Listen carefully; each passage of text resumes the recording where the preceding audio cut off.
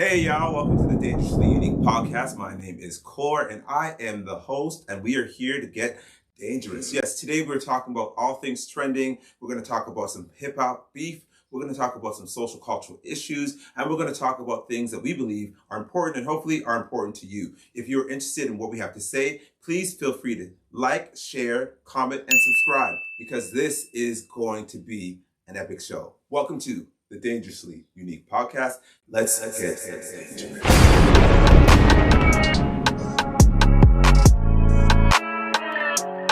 The views and opinions expressed in this program are for entertainment purposes only and do not necessarily reflect the views or positions of any of the entities they represent. Let's get dangerous.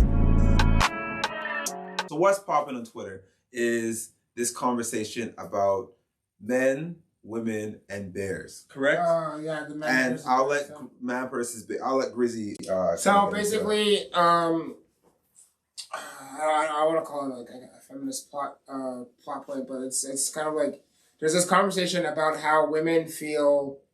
It's a hypothetical thing. It's supposed to be like a hypothetical situation. It's like, would you rather be stuck in the woods with a bear or stuck in the woods with a man you don't know? And a lot of women are saying they'd rather be stuck in the woods with the bear because there's less likely that the bear would like attack and kill them, where they feel like the man would attack and kill them.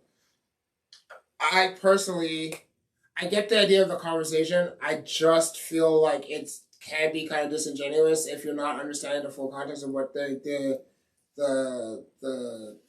question is. Like, if you are in the woods and there's a bear and it's not trying to leap at you, and you can make enough noise and the bear will leave you alone and go away. If you're a woman in the woods with a random man and say this man has sinister intentions, there's less likely for you to be safe.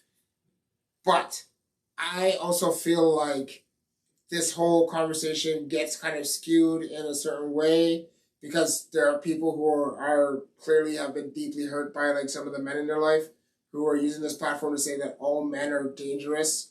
And like, to be fair, there's a lot of dangerous men in the world, where I will never dispute that. There are men who are dangerous to men, to women, to men, to children.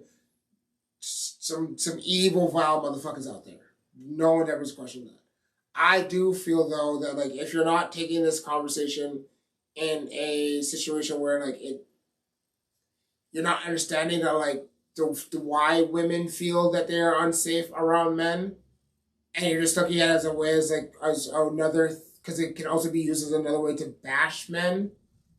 You have to like look at it from the whole outside perspective. It's like, why do you feel unsafe with men you don't know, and like what caused you to feel that way? That you would rather take your chances with a 500-pound animal that could like rip you to shreds over just some random dude who's stuck in the forest with you.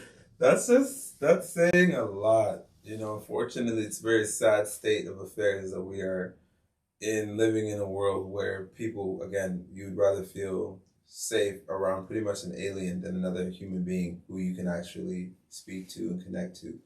But necessarily, that's the saying, are you even able to speak to or connect to? I think that when it comes to that conversation between men and women, honestly, the original war.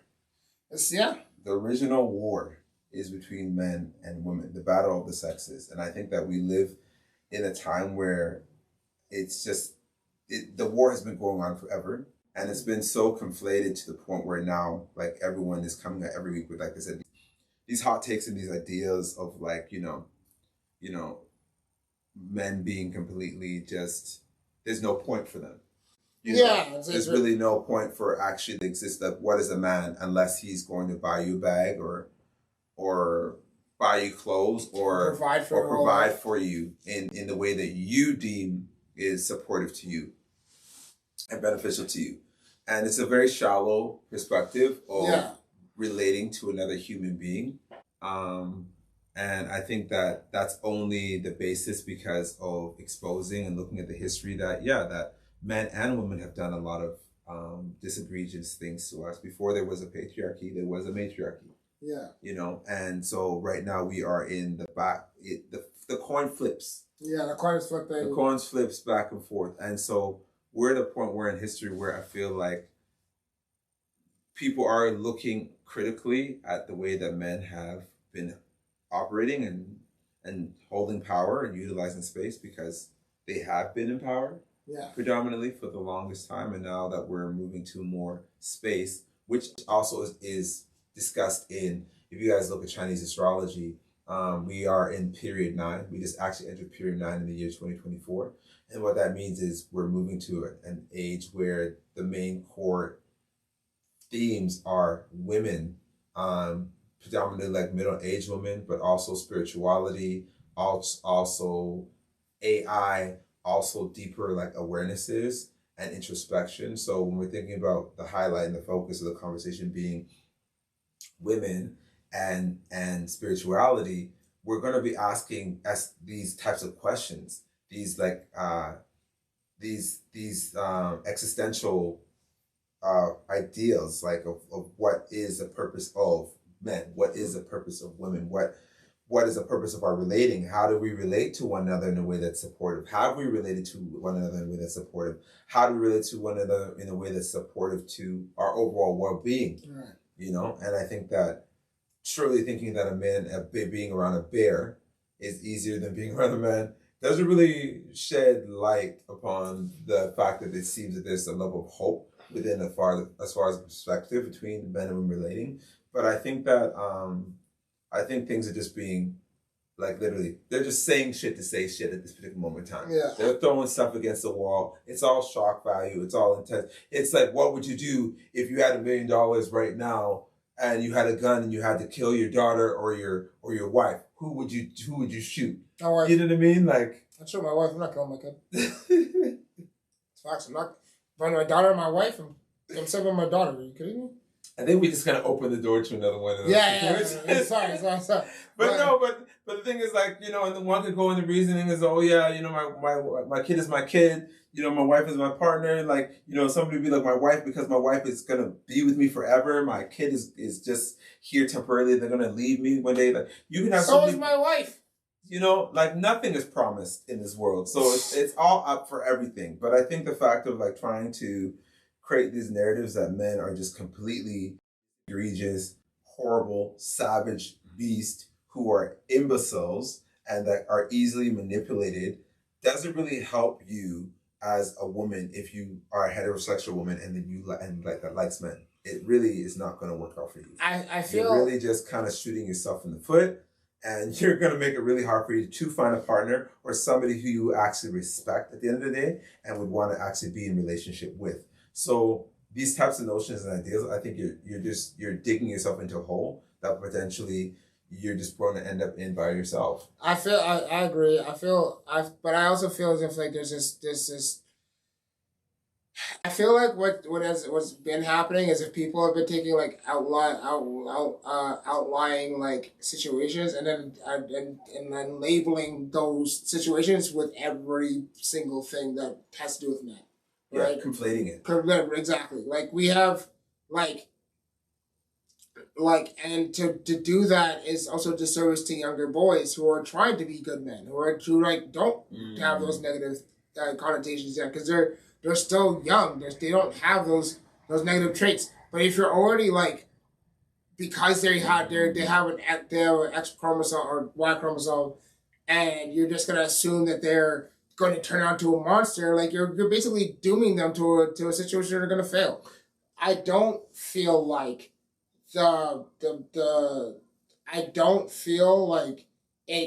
this whole conversation could be dismissed out of hand because there is something to be said about women feeling unsafe around men. But then you also have to ask these women, who are you hanging around that's making you feel unsafe? And why are you continuing to hang around with them? Exactly. You know, and again, the things, maybe he buys you stuff, he may be providing for you a certain type of lifestyle that you have become accustomed to. You may love him. You may have confusing, conflicting emotions, you know, which is the truth. There's a specific word actually related to that I think that I don't want to misrepresent. It's a specific word. It's when you feel two things at the same time. And if there's nothing wrong with feeling that way, I'm just gonna find it right now because I think that it's something that I'm trying to bring into ambivalence. Okay. Ambivalence is when it's like I hate you and love you at the same time. Yeah. And I feel like that's what's happening with women. It sounds like marriage. You know, sounds like no. It sounds like the truth. It sounds like truth. It sounds like the truth. You want to be with your wife, but you want to leave her at the same time. Yeah. You think your wife is a genius, but you also think she's an idiot, complete idiot. Yeah, yeah. Moment. And vice versa. You love your husband, but you think he's a piece of shit at the same time. And I think that we have to learn to sit within the ambivalence of the conversation. Yeah. We're trying to get to a point where it's like he's always good or she's always good. Which not the truth. It doesn't make sense. Which doesn't exist, which is false. Because you're not always good.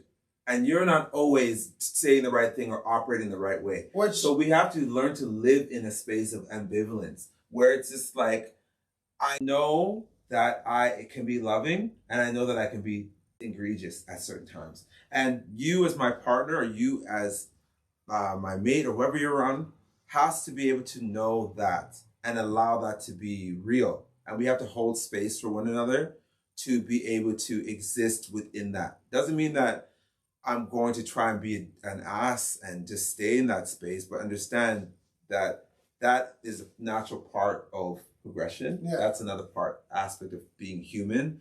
And I think that what people want, they want robots. They don't really want human beings. And I just really wanted to quickly go back into the conversation, what you said too, because I think it's really important. Men want to please women. Yes, they do.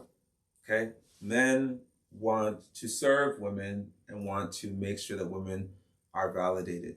Men want to have a purpose. Okay? They just do. You know? They just do. And so young, impressionable men are hearing all this commentary about what a woman wants and are trying to be those particular things. Right. But one has to ask himself, the man that you say that you want or the person that you say that you want, do you really want them? If they were all of those things that you said that you want, if that person showed up in front of you, would you actually be attracted to that person? Well, it's like the conversation of like how like a lot of us think I want a sensitive dude, and then you meet a sensitive dude, and they're like, he's a simp. He is a simp. Yeah, it's, you know what I mean. Or he's beta, whatever. Yeah, exactly. He's not tough enough. And I want to go back to something you said. It's like this idea that like people want us to each other to be just one version of ourselves. One thing. Again with the repeating of the history shit.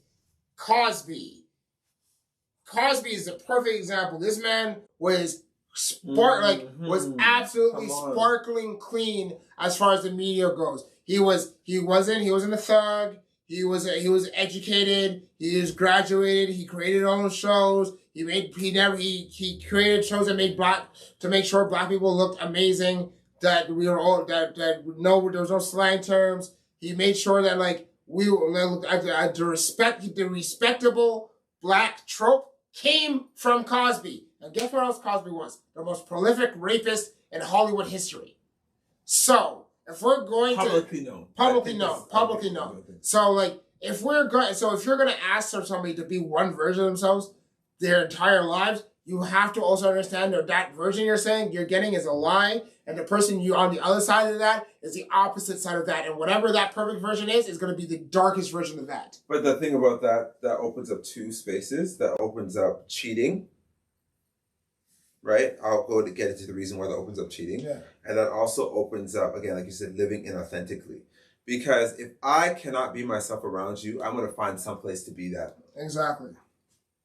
I'm going to find somewhere to express that. If you can't sit with the wholeness of who I am and be an adult, again, who are you having relationships with?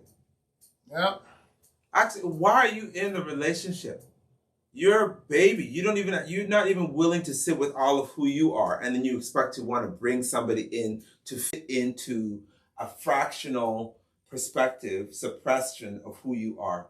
That's not even real. Exactly. It's doomed. It is doomed. It's not going to work. Abort. It's a trap. So here we have this, like you just said, this person pretends to be perfect all the time, suppressing themselves, suppressing all these other feelings and things that exist with them. Eventually, there's going to get to a point where that's just going to flip. Dr. Jekyll, Mr. Hyde. Exactly. You know, where that part of that person that they've been suppressing is going to become what you see. It's just going to be all the time. And you can be like, wow, he was so nice in the beginning and he was so kind in the beginning. Because he had to. Because he was lying. He was pretending. He was doing and saying other things and playing the role and the part that you wanted him to play because he's trying to serve you or she's trying to serve you. And then the moment they show any inkling of actually who they are, you discard them. And then therefore you perpetuate the idea that I can't be authentically in a relationship. Yeah. Hence what I said brings up the point of cheating, where you end up finding a prostitute or a side piece or somebody who you can be real with, who actually just is, I know that you're vile because we're having this relationship that we shouldn't have. Yeah. And in this space, you can actually be authentic. And I'm not asking, you don't have to be a father, you don't have to be a wife, you don't have to be any of the things you are. You can just be who you are, which is actually what a relationship is supposed to be. Yeah. If you're actually in a relationship with somebody, it's a place where you two parties or more, depending on what, if you are non-monogamous, come together to basically share space authentically. Yeah. And commune authentically. Yeah. Where there is room for ambivalence. There's room for, I don't like you right now, but I love you. And I'm willing to sit here with you. I don't like what you're saying. I don't appreciate what you're doing in your lifestyle, but because I love you, I'm willing to hold that space for you. Yeah. And have the difficult conversations with you. Yeah. To help you maybe cultivate other awarenesses that will support you in your growth and development on this journey. As opposed to being, where's Ken or where's Barbie? And just here. You sit here, you look this way, and here we go. And that's it. Foolishness. And it's stupid. And it's stupid because a lot of the people who are saying this are also the people who are on the Sprinkle Committee, who believe that men are only here to serve them and serve a single purpose to provide, and then get surprised when and then at the same time disrespect these men who do these things and treat them like they're lower than, and then act as if they're not supposed to do anything but be slaves to them, which is insane to me because we're talking about equality, we're talking about treating people fairly, we're talking about not judging everybody and believe people. Then if I can believe that you don't feel safe around men because of your own interpretations, then you should also be able to believe that not every man is going to willing to cause you harm, and that every man is supposed to be nothing but a tool for you to use to elevate yourself in life, right? I feel like if we're going to be authentic and real about this situation, and acknowledge the patriarchy, the capitalism, and all the other things, then by still buying into the subject that we have to be at odds with each other instead of coming together to make the world a better place, instead of trying to fight each other for dominance, in a space that's going to look like the wasteland from Fallout in a couple years if we're not careful, then we need to be honest about how we are coming into this conversation and reporting each other. We really do, because we are, again, you said shooting yourself in the foot. You're gonna have to walk back a lot of the comments you're gonna have to say. Yeah. And hopefully you'll be with a partner or with people around you who will have compassion enough to hold space for that. Exactly. Because you're gonna have to walk back a lot of these things, and it can be chalked up because you didn't know better. You may have not known, what you're actually the real tenets of a relationship is. You again, even just this awareness of what I just talked about earlier, ambivalence. The fact that I could be more than one thing at the same time. The fact that it's okay for me to not like you all the time. Yeah, it's fine. And that doesn't mean that things are wrong. No, I just think it's not and it's okay for me also with an ambivalence to be I'm not all the way 100% on you yet. Yeah. Because there's a level of doubt that I'm still need time and space to figure out what this is. And that's fair. Or I've done all these things for you. You should love me by now. No. And a lot of the time, and I want to speak on that last point, is a lot of time that feeling is you should love me by now is how a lot of men feel when they're in relationships with people who only use them for what they can gain instead of actually loving them for who they are. Because if you want to really know how some of this monster man conversation happens, you take a man who's already kind of broken, and you manipulate him and you use him and you make him feel worthless, and you only use him for what he can provide and not value for him for the person he is inside. And that's how you end up with the person in the woods that you can't be alone with, and you'd rather be stuck with a bear. Because you don't know him. because you don't know him, because you never did, because you treated him like he was nothing. Case point, you just don't know who this brother is. Mm-hmm. And and one could ask you, if you've been in a relationship with this person for 6 months, a year, 3 years, and you still feel uncomfortable with this person, what were you doing together? Yeah. What were you asking this person questions? Were you involved in actually getting to know who they are, getting to understand what's in their heart, what's in their mind, what's in their spirit? Were you interested in that? Like, or were you just like, oh, I need a place to stay, or I need some D, or I need somebody to listen to me? And I think a lot of people realistically who think certain ways are just narcissists. Yeah. They really don't have the capacity to be in a relationship, and they keep trying to get in relationships and it never works because they can't hold space for other people. They just flat out period can't. And that's just the way that their brain is wired and set up. And instead of then accepting or processing themselves, they just keep projecting that everyone else is the problem. Yeah. And that's not a man or a woman problem. You know, that's in general. And the lack of taking accountability and realizing, hey, maybe I am the problem. I am actually the reason why things are not working. You know, how about let's start there? How about let me look for the pattern? Right. You know? But yeah.